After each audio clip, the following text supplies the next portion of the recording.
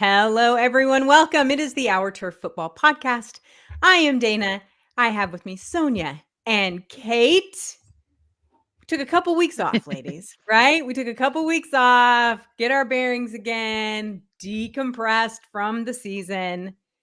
1 week, head first into the combine. The NFL just doesn't give you a break anymore, right? Like never. It just is full go. Well, tonight we are going to talk about the combine. We're so lucky. Kate gets to go every year. She gets to go and talk to those players. I'm so excited to hear her thoughts on everything that she saw and heard there. We're also going to talk about free agency with Sonia. We're going to talk about today. Oh, today was crazy with the franchise tag and everybody's getting cut. Seattle got rid of 3/4 of their team. I don't even know what happened up there. That's a whole different conversation. And what's coming up in the next basically week and a half is going to be just crazy. I guess it's just a week. It's just next Wednesday. Oh my God, a week. Yeah, stay on your Twitter, people. That's going to be crazy. So we're going to get to all of that. Plus a little news topic that we're going to talk about. But first, Sonia, how have you been? I've been fantastic. Really good. Regrouping, looking at my Lions for next year. Got my Barry Sanders on. No, I've been good. Yeah, that's awesome. And Kate, you had whirlwind travels, drove to Indy, came back, was nuts. Did you have a great time? I had a great time. It's crazy busy. It's a scrum. It's there's so much going on that they cram into. They invited 321 prospects for 254 draft spots. So it's a lot. And this year was very different compared to, I think this is my 5th or 6th year going.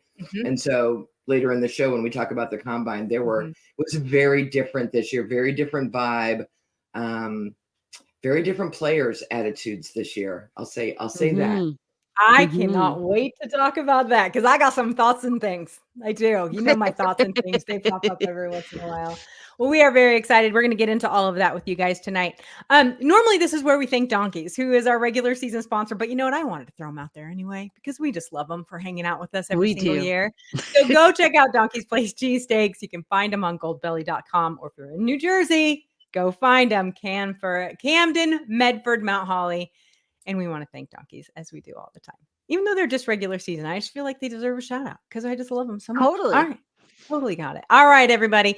So for all of you out there watching us, you can hop in our live chat on YouTube. If you are not watching on YouTube, if you're watching on Facebook or on Twitter, come on over. Come join us. Tell us what you think about all the things that we are about to talk about tonight. We like to post your thoughts on air if you've not watched the show before. So be careful how you write it. That's all I'm saying. All right, let's get started with some news. Now, there was a lot of news today. Franchise tags. We have free agency conversations. We have players that were tagged and players that weren't. We're going to talk about that, all of that a little later in the show tonight. But one piece of news. Oh, God, love Russell Wilson. So the Denver Broncos finally announced, like we already knew they were going to, that they are going to let Russell Wilson depart to Denver. Shocking, I tell you. We were so shocked after they benched him and Sean Payton basically threw him under the bus. It was not a surprise to anyone, truly. What was interesting, though, is all the comparisons about how bad that trade was. Now, as a Seattle Seahawks fan, I think it worked out just fine. And I don't know what everyone in Denver is complaining about, but the Denver Broncos are going to owe him $39 million this year, $89 million over the rest of his contract, and they have to pay the whole thing. It was fully guaranteed. Brilliant move on Russell's part. And like someone said on Twitter, and I agreed, if someone wanted to pay me $89 million to not do my job, I think I'd be all right with that. But Totally. yeah. Knowing how Russell Wilson thinks and knowing the personality he has, he will not just sit at home and collect his cash, right? He wants to play. He's a competitor. So that is the question I pose to you guys. Kate, I'm going to start with you. Russell Wilson, definitely on the downward end of his career, hasn't played well over the last couple of years, although hasn't played terribly. Coaching, scheme, whatever maybe it was. Do you see another team team picking him up? And if so, who might it be? Well, absolutely yes. I heard rumors say that the Patriots were talking to Jacoby Brissett. There are jobs out there for someone like Russell at a team like New England, at a team where they're looking to draft a quarterback this year and they're not going to get one in the top 5. They're going to get one a little later. They're going to need some time for that development. And Russell would be a great plug-in for a year until they can transition to the new guy. There are teams like Tennessee that I think could use an upgrade at quarterback while they try to figure out what they're going to do. They're not drafting. I don't think they're drafting one this year.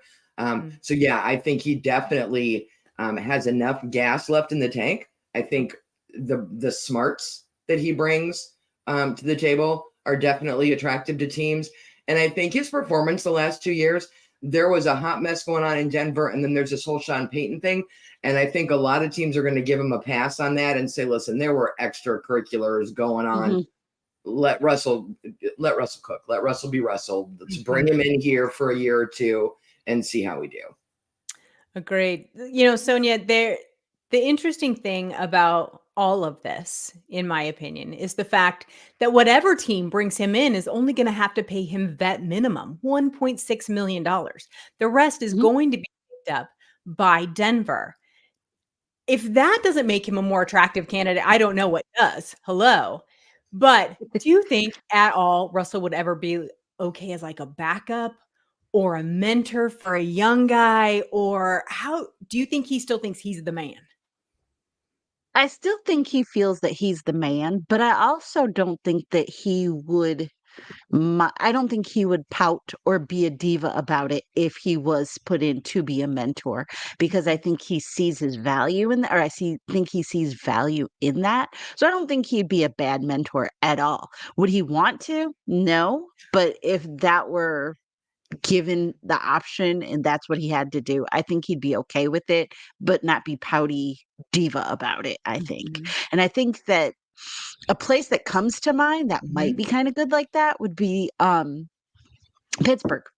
I kind of like that spot for him. And I know there's been a little bit of talk about it, but I think Pittsburgh might be a decent spot just to kind of help get them over that edge. And he'd be under Mike Tomlin, one of the best. So I think that might work out.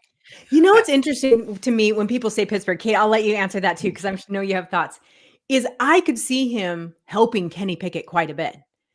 I don't see him and Mike Tomlin sitting down in the same room. Is that weird? They're such different personalities. Kate, what were you going to say? I love the idea of him in Pittsburgh, but I think Mike Tomlin is too invested in Kenny Pickett to sit him. And I don't think this season is a year that Russell will take a job as a backup and a mentor. He will take a job as a starter. And then if he knows it's, okay, we'll do 2 years. First year you start, work with the kids. Second year, the kid's going to start. He might do something like that.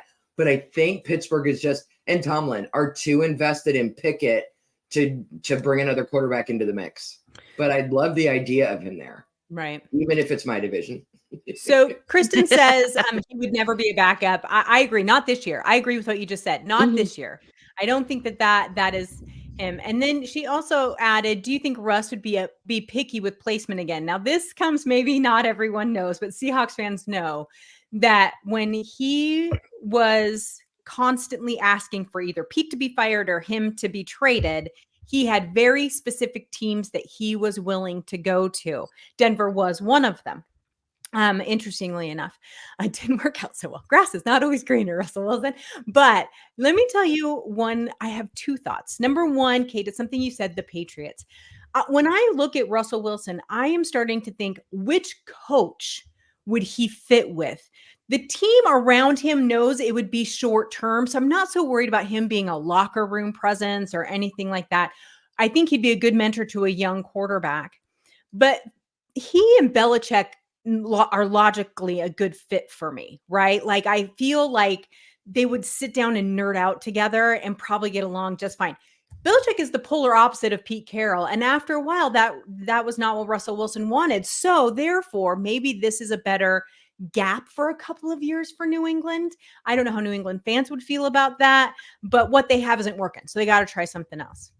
Here's my second one. And I have not seen this anywhere. And so if it's out there, I didn't steal it, I swear. I see him possibly with the New York Giants. Listen to me. Hear me out. Number one, they know they're in a disastrous situation with Daniel Jones. They paid him way too much money. They're stuck with it. There's not much they can do about it. So what would be more logical than to bring in a veteran quarterback who can give you some consistency, maybe teach Jones a thing or two at vet minimum? You're not going to spend any more money. You already have that Daniel Jones money. So it's not like you got to bring in Kirk Cousins and pay double or something. There is that opportunity to bring him in, let him start, do what he needs to do, but it's not going to cost you anything more. And then it makes me wonder if they bring in a better quarterback, he too struggles, that then will be the final chapter for Brian Daboll, right? And so how do we get into that? So would Saquon Barkley then consider coming back? Would they have, if they have some little more consistency there? So I don't want to rule that out. I just thought they're stuck with Daniel Jones's contract. Why not bring someone in at 1.6 million that could maybe help you out there and maybe save Daboll's job, right? Yes, but I know there's lots of us. I know, but now I'm back stuck on New England again. You know, Bill's gone and Jared Mayo's coming in. Fair. And maybe you need this complete break from the Belichick and the Belichick thought process. You let Russell come in who kind of knows what he's doing. I don't know that Jared Mayo's going to want to. True, but I thought Belichick was still going to have some hand in all this. Is that not true? But not day-to-day like Mayo take this team. Sorry. Okay. So it might be a way to ease him into the job, to have a quarterback who kind of knows what he's doing. They'll win enough games to get the fan base back on board and patient about what the next thing. You know what I mean?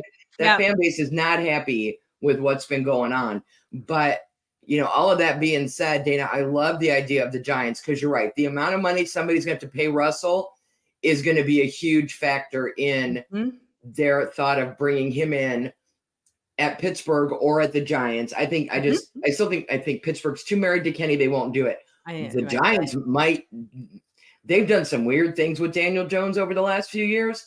They may see this as their last chance to have someone help him figure it out before they move on from that. And tell Daniel Jones, you want to start, you got to beat him in camp. Yes. And you know what I mean? And we both know that that's probably not going to happen. Right. And so that then they can look at the front office and be like, I'm not spending any more of your money. We just have to get this kid right. So, or get you to a point where it makes sense then to actually cut Daniel Jones, which is not this year cap wise. So you have to see how that goes. Yeah. Kristen brought up in comments also, or Vegas. I do not think that he would go in division. I think he wants to remove himself as far from the AFC West as humanly possible. And Vegas, in my mind, Kristen, it's too unstable. There's something about Vegas that just always feels like they're flying by the seat of their pants. And their running back is a free agent. And they have Devontae Adams, but he's, disgruntled. So I don't know that that's necessarily the best place. It would be interesting. So Dana, you're more familiar with Russell and Sierra and his personality and what he's like. I can't see him in the city of Vegas. Like, I just feel like that is not a city he wants to move his family to. Do you know what I mean? No, I agree. Right. I'm like, I don't, maybe any of the other 31, but just Vegas. It's Sin City, right? And that he's just, well, to be quite honest with you, I mean, his family could live at their house in Southern California and come back and forth. I mean, that's a whole thing. That's true. But it's not that far. Something Kristen said earlier, she's like, I could see Russell being flashy, thinking he's Mr. New York City. I could see him in New York. That's kind of more, I hate to say sophisticated. Don't be mad at me, Vegas people, but a little more sophisticated, a little more like what he might want with his family. Yes. Atlanta was another one that I thought he would be very settled in. But they seemed, from everything I'm reading, Kirk Cousins is like packed his crap and moved to Atlanta. Like it's really interesting. They don't need that extra future Sierra Russell drama. Come on, it would be so fun. They don't need that. For sure.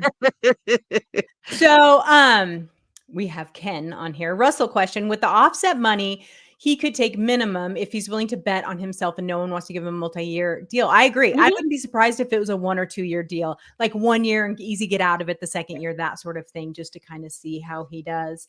And then we have Colors Fade Gaming. He needs to go somewhere where he can rehabilitate his career. Agreed. His weakness throwing over the middle has been exposed, and he needs to be somewhere with a coordinator who wants to help him. Right. Or he's fantastic at handing the ball off to a running back, right? We know that he did it for years in Seattle, and maybe that's the conceit. You want that beautiful deep ball that he can throw and to be consistent otherwise. So I agree. I think that if Russell Wilson is smart and listening to anyone, which we don't know that he is, maybe he knows he's just got to take a couple more years, and then because playing to 42, that's not logical for anyone but Brady. Heck, it's not even working out for Aaron Rodgers. So, all right, let's move on. We can talk about this forever for sure.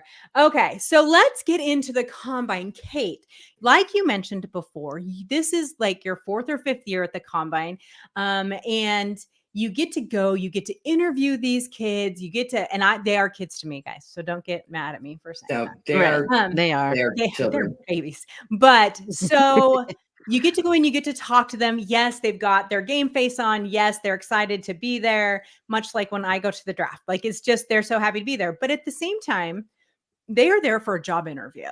And every team is there, major representation from all of them, interviews with every team.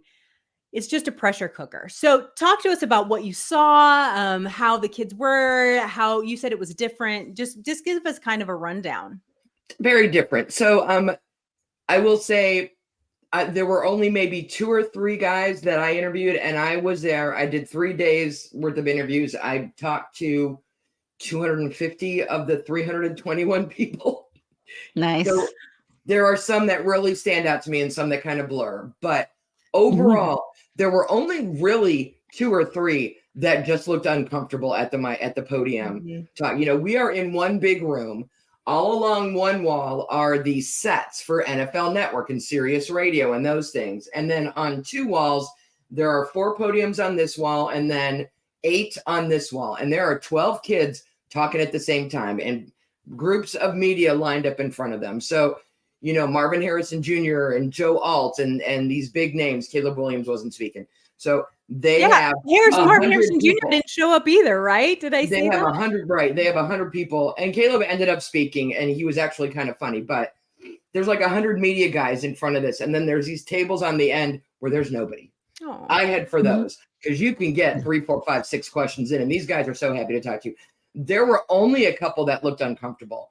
For me, that means they're getting coaching now. They're getting help on how to be at these podiums and to look more comfortable, how to answer the questions, and those kind of things. They're all very nice. They're all very polite. I don't get mammed in the real world as much as I get mammed combine week.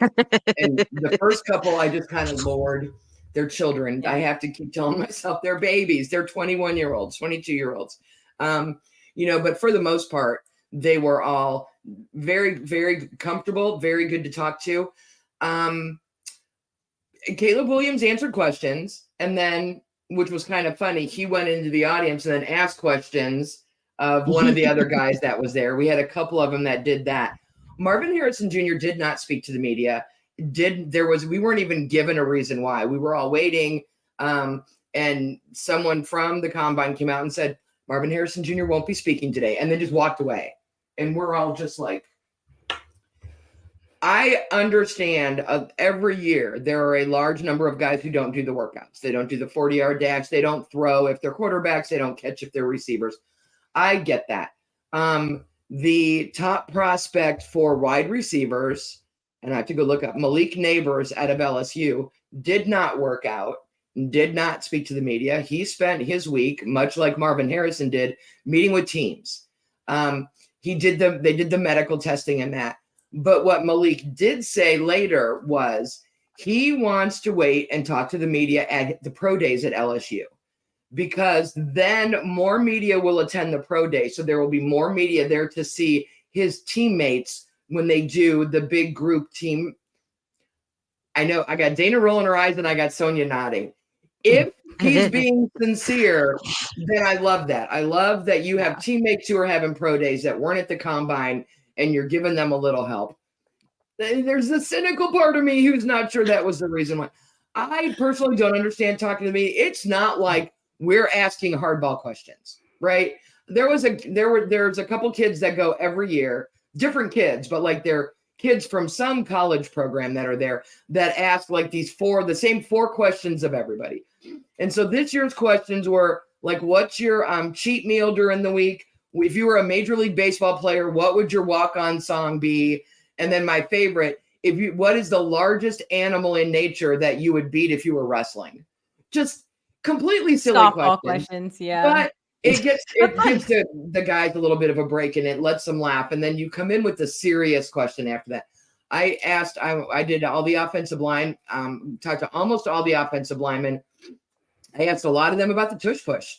I'm like, listen, competition committee said this week, they're not going to make any rules to affect it. It is what it is. What do you think? Is that something you could do? And a few of them, did I'd love to do that. Some of them actually talked about the technique you need to do, you need to have in order to do it. A few mentioned Jason Kelsey by name.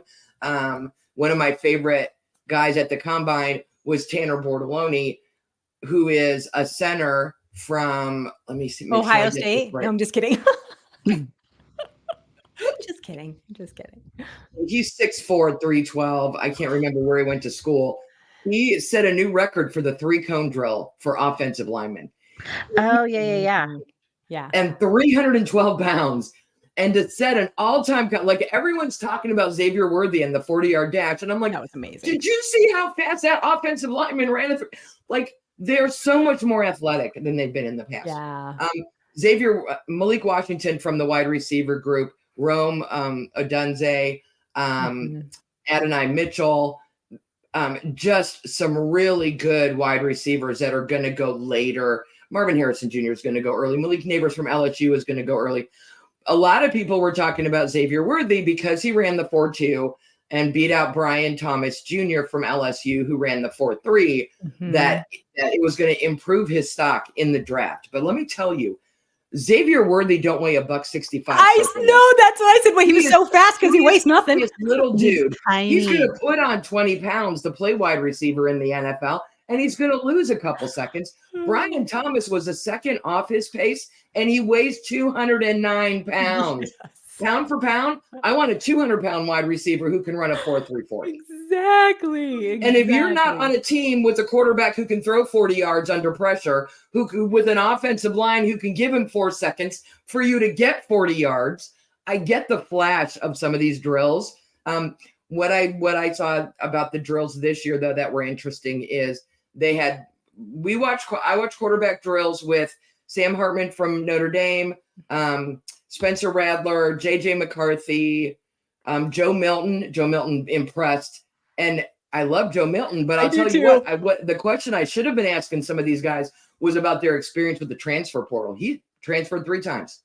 Yeah. Some of these kids moved a lot. And I didn't think about that until I was driving home. And I'm like, I should have asked about that.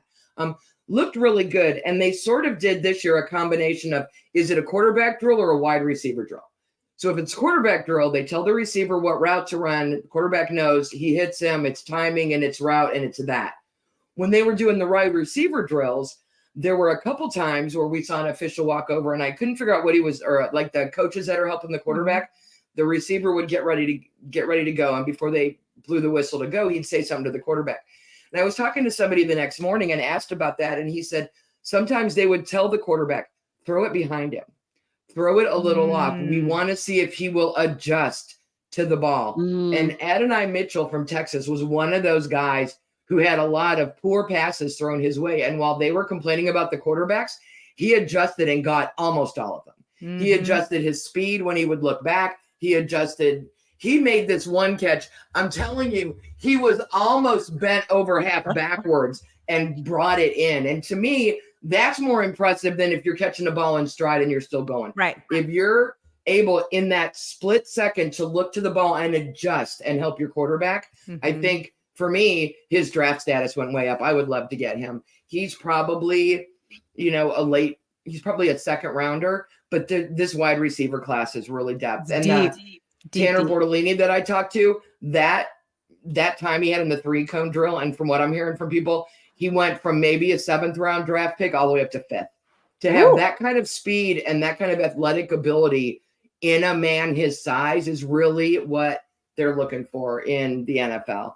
And that is something that we need to keep in mind, that when we talk about these players whose stock has risen or has fallen, it's not always in the first round. You're not talking about moving up 3 spots, moving down 4. We're talking about 7th rounders going to 5th rounders, or 5th rounders going to 3rd. And I don't think people understand how big of jumps those really are, unless you're a diehard drafty. And there are a lot of diehard drafties out there for sure.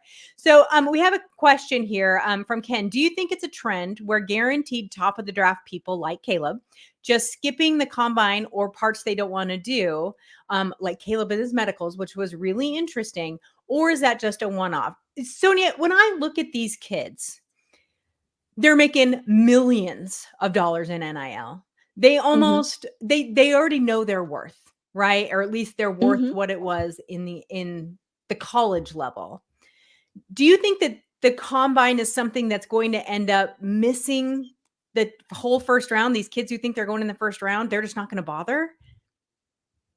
I hope it doesn't go that way. I Me think too. that there is still some use, even if you don't do the drills, like Kate was saying, that the guys were there talking to teams. And I think that that is actually really good to be able to just kind of have everybody in a central location. Not that they can't make it happen outside of the combine, but I think that's a very good place to start.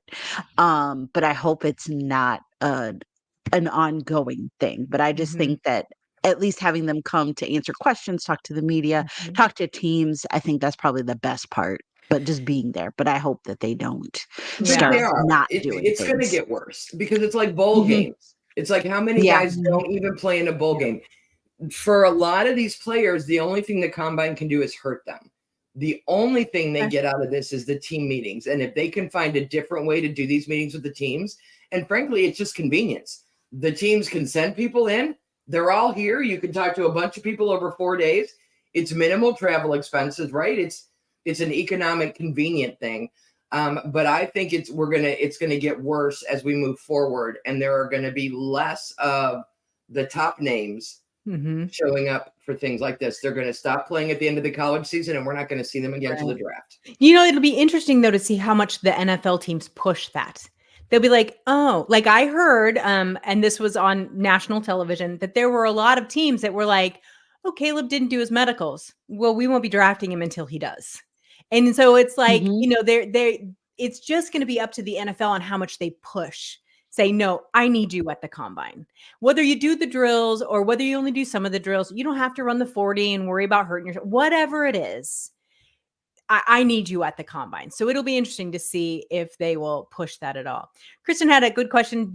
Who do you think will be good in the NFL that maybe tanked their combine? Was there anyone who you thought could have done better, but maybe will still be good? There's always one. They have a crap combine, but then they always show up in the NFL.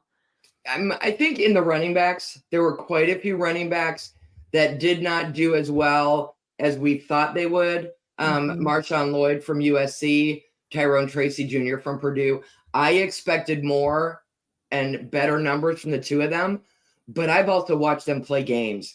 And for me, game tape is still like there's all this value at the combine. There are value in the drills because I think, and I've talk about this every year, whether it's the bench press or they're running the 40 or they're doing the high jump, there's a group of like 12 in each time slot that do the drills. And teams are watching the guy that's doing the drill, but they're also watching the other 11 guys that are standing there. Are you rooting for him? Are you cheering him on when they're doing the bench press? Are they going, yeah, come on, you can do it, you can do it? Or are they over there by themselves checking their nails? Because that subliminally tells a scout what kind of teammate you're going to be. Right. You are teammates right now. You are all competing for 32 jobs, but it's a very team inspiring environment. And a lot of these guys, that gets better every year. The last thing I want to make sure I mention is Javon Foster's an offensive tackle from, I want to say Mizzou. And one of the things that he brought up in his interview that I asked him about that I thought was really interesting was the NIL. was that money. It's not available for offensive linemen. It's Hmm. going to those flashy players, to the wide receivers, the quarterbacks, the defensive ends. They're not getting, it's not getting to the offensive linemen. And he was polite, but a little salty when he talked about it. He said, those quarterbacks aren't safe without us. And we are the most important crew on that field. And we're not getting very much of that NIL money because it's just everyone's going after the flashier players and stuff. And I thought that was interesting. I said to him, should we have an offensive line position then in fantasy football? And he's like, we already get in trouble when something bad happens. I don't know how you score points for us the way you can with defensive players. He goes, maybe just leave us out of fantasy football, but we could get some NIL opportunities. Yeah, so I think for sure. It'll be interesting to see if more of those opportunities come up for offensive linemen, especially with this year's draft class being. I think it's going to be O-line heavy in the first round. I'm so excited. And I think they're going to be. There were just some of these guys. If you go to our Twitter feed and look at some of the interviews, there were a couple of them. So much personality, so hilarious, so comfortable that I'm thinking whatever city they end up in, their media is going to love them because they're going to be the best interview on game days and stuff. Kate, it's interesting because I think maybe Jason Kelce has changed that perception that they're just, the big dudes in the front who are grunt and eat steaks for breakfast. You know what I mean? Like, I think that the more we see of Jason Kelce, the more we see of some of those offensive linemen, I think that hopefully that will change for them. I do want to mention though, like Kate said, you can go to our Twitter feed. All these interviews that she did with every player is there. Just go to our Twitter feed, go to videos, and they're all right there. Or I think it's media actually. And they're all there. So go watch them all. They were great questions. And those kids were a lot of fun. Kate, we always appreciate you going and you work so hard during the combine. So it's hard to get to all those kids. So we appreciate it. I don't know when I had time to have fun between. I know. No. The interview sessions are from 8 a.m. until noon, and they're in 20-minute groups of 12, and you just keep going, and then you have a break until around 3, and then you're over at Lucas Oil Stadium watching the workouts and stuff. And if anyone wants to go, I had a bunch of people at work that, yesterday and today that were like, oh, I would love to go. You're so lucky. And I'm like, you can go. Yeah, fans can go to the combine. NFL One Pass. It's absolutely free. You go to NFL One Pass, you sign up. There were 20,000 people sitting in this. They have them all in one end zone, and you're on the opposite end zone from where all the stuff's happening. But you can still see it. And they have all these activities at the stadium. They had Super Bowl rings that you could look at. They had like shoes. It was like a little mini exhibit from the Pro Football Hall of Fame. They had some players' shoes, so you could, the kids could see how their feet stacked up against some professionals and stuff. So if you live near Indy or if you don't mind the trip, it's a great little town to do a convention in and go to the combine. So fun. So much fun. All right. Well, we need to move on. So this is going to be a long one, you guys. We've been gone for 2 weeks. You missed us. When you let me talk, it's a half-hour segment. Oh, I know. But I love it because it's good information, right? We need to be reminded sometimes that these kids aren't just athletes, they're people. And you bring that a lot. I love that. So, all right, but let's move to free agency. So free agency, the new league year starts next week. And so there's going to be a lot of things happening over the next 7 days, especially when the legal tampering, which is the stupidest name ever, legal tampering period comes in. And then you actually have the new season. A lot of running backs are sitting out there, a lot of really talented running backs. So luckily for those vets, there's not a huge running back class in this year in the draft. But there's a lot of interesting names, a lot of tags that went out today.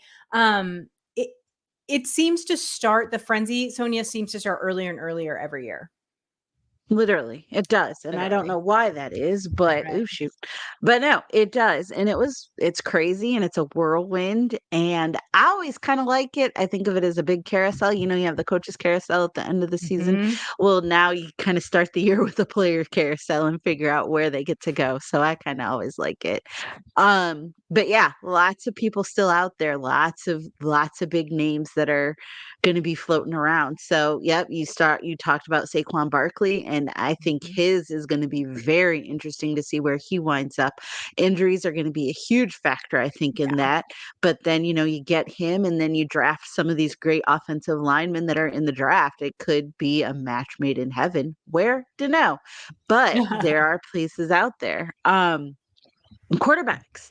You look at Kirk Cousins and Baker Mayfield. Although I count Baker, but I don't count Baker because I'm pretty sure he's going back to. Going back to Tampa. Tampa. Oh, I wait, wrong think he's state. going back. I was about to say Kate was kind of looking like, I don't know. But no, I hope he does go back to Tampa because I think he's found a home there. They've got Mike Evans. They re-signed him. So yeah, I think he's going to be there. But Kirk Cousins, he's one that you got to kind of wonder about. Like you said, possibly Atlanta, but I don't know.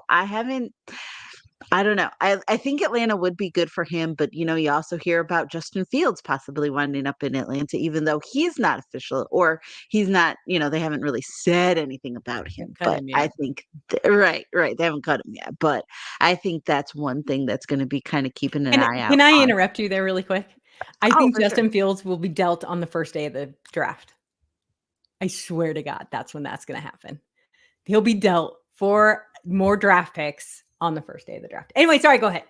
No, I could see that. I could very well see that. And, that kind of sucks for him, but I hope it does. But it's the business and that's what you got to do. Let's see who else. Calvin Ridley. That was a name that kind of slightly surprised me a little bit, but he's going to be out there and ready to roll. Chris Jones from Kansas City.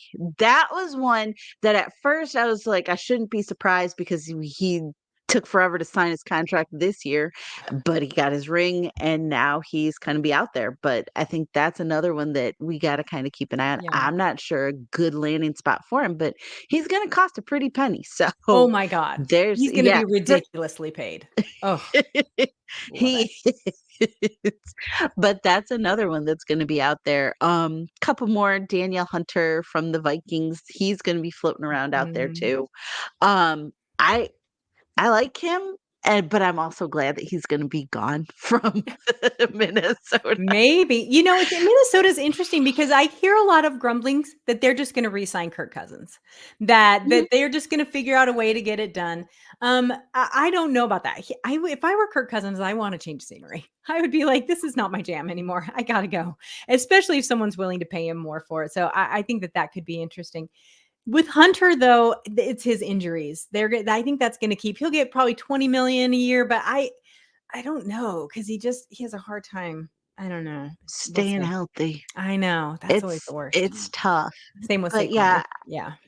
I like the running back list. Oh my God. I mean, Saquon Barkley's only 27. Josh Jacobs from the Raiders is only 26. Tony Pollard, I didn't realize he was only 27.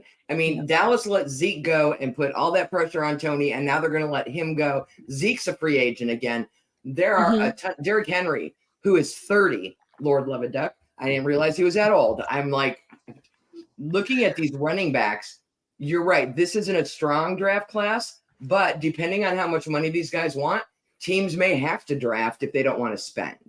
I keep hearing rumors that my Browns are going to let Nick Chubb go because we have cap issues. I know.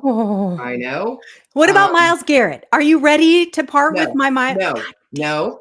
I have informed Andrew Berry that you have dibs on Myles. So when he's ready to let Myles go, to give you a call and you will call Seattle and we will talk about a trade.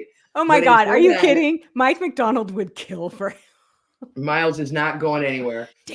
But it breaks my heart to think that they might let Nick Chubb go. I understand the business of it. Right. I think it's hard to hit on a running back as good as he is. I feel that way about Saquon Barkley. What he has done, when he's healthy is a thing. And I know Nick just had that big injury. We'll see if he's right. But these running backs are still young. Austin Eckler is a free agent. These guys are still what I consider football young, even for running backs. Yeah. That's the list that surprised me was the names. There were some wide receivers I had to go look up. I'm not going to lie. Sure. And Joe Flacco was on the quarterback list. The Browns did not sign him for another year. And I think what he did here, he would be in that same conversation we had at the beginning of the show about Russell. He doesn't need a whole lot of money. He just wants to play because he proved that he can still play. My team was decimated with injuries, and we still got to the playoffs with Joe Flacco. So the Giants or the Patriots or these teams who wants a good backup who Mhm. let him sit on his couch last year. He was sitting on his couch when we found him. If he can play well here, he can play well anywhere. So I will not be surprised to see him get picked up by somebody. Yeah. All right. So Ken wants to know, where is Justin going? Bears fan here, he says. So that Minnesota. here's what's fascinating to me about Justin Fields. I just wanted to see Sonia's face Oh, when Sonia's I said face. stay in a Aw. division. Here's what's interesting to me about Justin Fields.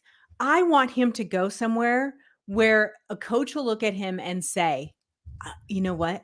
I think that you got screwed over by your coaches and offensive coordinators. I want to see what you can do. Now, it might not be much, but I don't hate the way Justin Fields plays. I hated the rest of the team around him because it didn't feel like he ever had a shot, right? He was always running for his life. So what's interesting to me is what Justin is going to be okay with. Would he be okay maybe going to the Chargers to sit behind Justin Herbert, but get to learn from the evil Harbaugh, right? Like, and would that be interesting for him? Is he going to go somewhere like, would Tampa Bay rather pay him less or get him in a trade than they would Baker, seeing what they can do with him? You know what I mean? So I think it's going to have to be, it'll be a good situation. I hope he just doesn't get dumped somewhere. That will just break my heart, because I think we have seen what has happened to quarterbacks when they have new scenery. Sometimes it doesn't always work. But Jared Goff is the perfect example of what happens when you get out of a situation you're not happy with and that isn't good for you, and get somewhere where people believe in you. So I'm really hoping that for Justin Fields. So didn't answer your question, Ken, but that's just kind of my thought on the whole thing. Yeah, I don't want him to end up in Denver. No. No. I would love to see him in either Minnesota or Pittsburgh. But again, I think Tomlin is still locked in on Kenny Pickett. But I think Mike Pittsburgh has a strong enough offensive line that Justin would be fine and would flourish somewhere like that. So I was looking at some of these franchise players that were tagged. So the Ravens tagged Matabuki. I wanted that kid so bad. Anyway, Justin, it's Matabuki, and I know I'm saying it wrong, and I apologize. Brian Burns in Carolina, smart. He's one of the better players out there. The Bears kept Jalen Johnson, cornerback. The Bengals kept T. Higgins. Duh, they better. The Colts kept Pittman. Jacksonville Jaguars kept Josh Allen, not the quarterback, but the linebacker. In Kansas City, L'Jarius Sneed. That's the one that surprised me. And I don't know if they couldn't tag Jones again, if he had been tagged before. I couldn't remember exactly where they were at. But I think that they realized the amount of money Chris Jones is going to bring in. I don't know that they know he's worth it, but I don't know that they can do it right now. And then Tampa Bay kept Antoine Winfield, their safety, who also was one of the top free agents out there. And then the Patriots did a transitional player, Kyle Duggar, the safety there. So not as much tagging going on as I thought there might be. But at the same time, we have to remember that some of these tags, depending on the tag you use, still allows other teams to come in with an offer. It just allows that team that it has to be at what they've been tagged at or higher. And then the original team has the right to also give an offer that meets or beats it. So that's interesting. But so interesting thing with free agency, a lot of times there's a big rush right at the first couple. I know. Okay, you guys, we'll just put it out there. Leave her alone. So our sweet Lisa has a sick goat, and so she couldn't join us. So she put sitting in the stall with a goat listening. Lisa, we appreciate that you're listening to us. We hope your mama goat is okay. So, anyway, back to the free agency. There's a frenzy for a handful of players right at free agency time. But then what becomes more interesting is after draft. There seems to be that trickle of those players who are like, yeah, I'm just going to hang out until training camp, till someone throws me a bone and gives me money, or right after the draft when, we didn't get the guy we wanted, so now we got to go get that vet. So where it used to be, maybe even 7-10 years ago, so much happened just right around the beginning of the new league year. That has seemed to spread out now. And there's a lot of players who don't want to do training camp, so they just don't get picked up until the first game, which I think is brilliant. So anyway, but yeah, so free agency could be interesting. It might be though, and I wouldn't be surprised if it was a little, not as spectacular as people expect it to be until maybe after the draft, but there will be some surprises, as in always Seattle not having a single tight end. Don't get me started. Oh my God. Okay. So anyway, we have one. He's a practice squad tight end. Thank God. All right. So anyway, but so it could be really interesting. So we're going to come back next week. There will have been some trades. There will have been some free agent pickups. There will have been some things that have happened, even though the league year doesn't start, I believe, until Wednesday. And so we're going to come back next week, go over everything that's happened in the next week. So we hope you guys join us again. Thanks for sticking out for 45 minutes. We usually try and keep this closer to 30 to 40. So, but there was a lot to talk about this time. Yeah. So we are here on YouTube, Twitter, and Facebook every Tuesday, except for on and off a little bit in the off season. We take some vacations in the off season, but we will be back next Tuesday on all three sources. So we hope you guys join us again. And thanks to everyone in the chat who shot us a question. Please, you guys, I can see all of you out there. Don't be shy. Hop in. We're happy to chat with you. Have a great night, everybody. Bye.